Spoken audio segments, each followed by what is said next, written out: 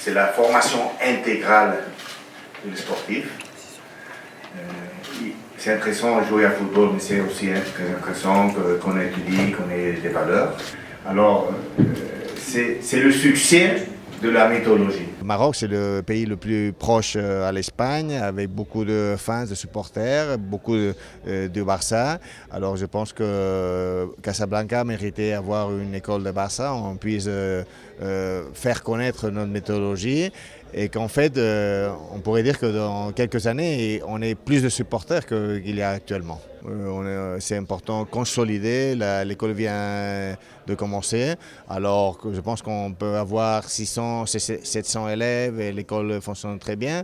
On peut avoir comme objectif ouvrir une deuxième école dans une ville avec assez de population. C'est important pour qu'on ait ces numéros que je vous dis de 500, 700 enfants. On doit aller dans une grande ville. Il y a encore des grandes villes, Rabat, il y a d'autres villes que peut-être dans un futur prochain auront la possibilité d'avoir une autre école. Honneur en venant aujourd'hui à la conférence de presse. Le coût du mètre carré à Darboisa, à Tamaris, si on devait s'approprier un terrain pour monter ce type de projet, on monterait rapidement à 30 millions de dirhams d'investissement, entre 25 et 30 millions de dirhams d'investissement, entre le revêtement en gazon synthétique, le foncier et le contrat avec le FC Barcelone.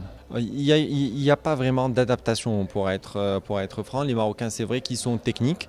Le jeu du Barça est un petit peu à l'opposé, pour ne pas dire totalement à l'opposé de ce qu'on est habitué à voir au Maroc.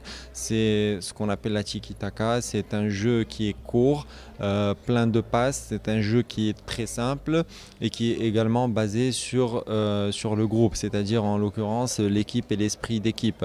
Au Maroc, on a des joueurs qui sont plus techniciens, qui sont plus fins, qui utilisent leur habilité technique et parfois au service de l'équipe.